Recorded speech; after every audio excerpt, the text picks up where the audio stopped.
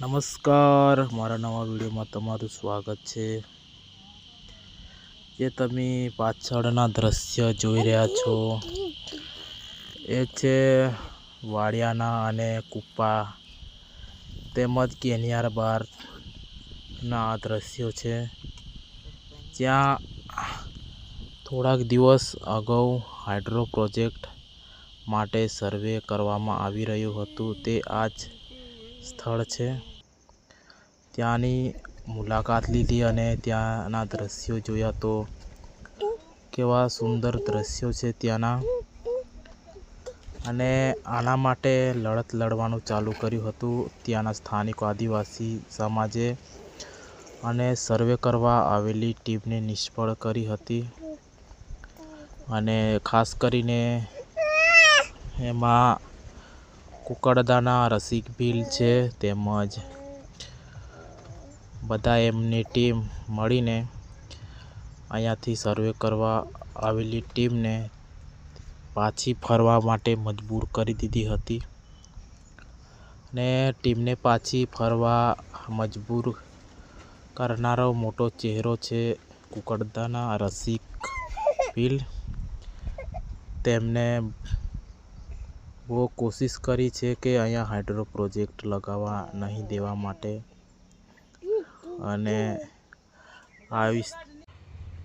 અહીંયા સર્વે કરવામાં આવી રહ્યું હતું ત્યારે ગામજનોની અનુમતિ વિના સર્વે કરવામાં આવી રહ્યું હતું। અને ત્યાંના સ્થાનિક શિક્ષિત યુવાનોને ખબર પડી કે આ ટીમ સર્વે કરી રહી છે, ત્યારબાદ ગામજનો અને વડીલો આગેવાનો બધા ભેગા થઈને એ ટીમને અટકાવી હતી।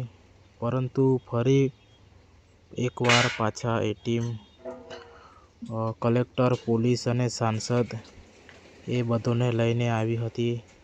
ત્યારબાદ પણ ખૂબ સારી રીતે લડત લડ્યા હતા અને સર્વે કરવા આવેલી ટીમને ત્યાંથી પાછી ફરવા માટે મજબૂર કરી દીધી હતી। ત્યાં રસિકભાઈની પૂરી ટીમ હતી ત્યાં। અને જે સવાલો પૂછ્યા હતા તે સવાલોના જવાબ આપી નથી શક્યા, કેમ કે અહીંયાથી નર્મદા નદી નજીક જ પડે છે। તમે જો દ્રશ્યમાં જોઈ રહ્યા છો એ છે નર્મદા નદીનું પાણી દેખાઈ રહ્યું છે। અને આ છે કેનિયાર બારના દ્રશ્યો છે। તો હાઇડ્રો પ્રોજેક્ટ માટે અહીંયા સર્વે કરવામાં આવી રહ્યું હતું।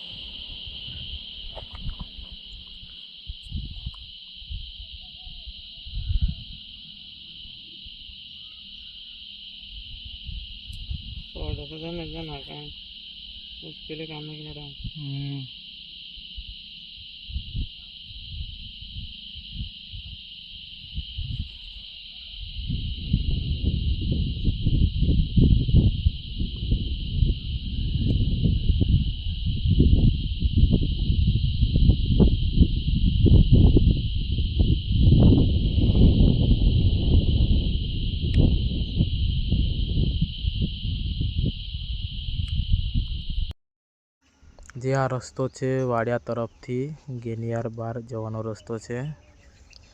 જ્યારે સર્વે કરવા આવેલી ટીમ સાથે ધારાસભ્ય અને સાંસદ અને કલેક્ટર બધા ત્યારે આવ્યા હતા, ત્યારે ધારાસભ્ય અભયસિંહ તડવીએ એવું કીધું હતું કે જે આ રસ્તો બનાવી આપ્યો છે એ પણ મેં જ તમને બનાવી આપ્યો છે, એવું ધારાસભ્યએ કીધું હતું।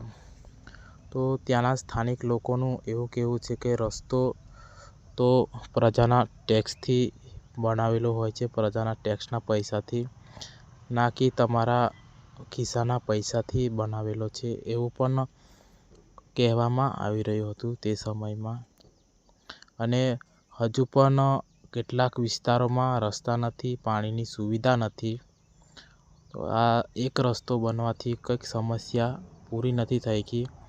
હજુ એવા અનેકો ગામડા છે આદિવાસી વિસ્તારમાં જ્યાં આગળ રોડ રસ્તા એવા એટલા ખરાબ છે કે જ્યાં 108 જેવી સુવિધા પણ ત્યાં પહોંચી નથી શકતી. તેથી સ્થાનિકોને જ્યારે કંઈ બી પ્રોબ્લેમ હોય છે ત્યાં જવા માટે ઘણી મુશ્કેલી પડે છે. 108 બી જઈ નથી શકતી. તો એના કારણે અમુક સમયે લોકોને રસ્તામાં જીવન ટૂંકાવવાનો પણ વારો આવે છે. તો મારી ચેનલ ઉપર નવા હો તો મારી ચેનલને સબસ્ક્રાઈબ કરી કોમેન્ટમાં જણાવજો કે તમે આ વિડીયો કયા વિસ્તારમાંથી જોઈ રહ્યા છો. અને આવા નવા વિડીયો આવતા રહેશે, હરેક અપડેટ આવતી રહેશે આ ચેનલ ઉપર. અને મારા આ વિડીયોને તમારા તમામ મિત્રો સુધી શેર કરી આપજો. ખાસ કરીને આપણા આદિવાસી વિસ્તારમાં આ વિડીયો શેર કરી આપજો, જેથી ખબર પડે કે હજુ સુધી આપણા વિસ્તારમાં કેટલાક ગામડામાં પાણીની સુવિધા નથી, રોડ રસ્તાની પણ સુવિધા નથી. તોય છતાં આપણા આદિવાસીઓને એવું કહેવામાં આવે છે કે અહીંયા તો વિકાસ થઈ ગયો છે અને વિકાસ થઈ રહ્યો છે. તો કયા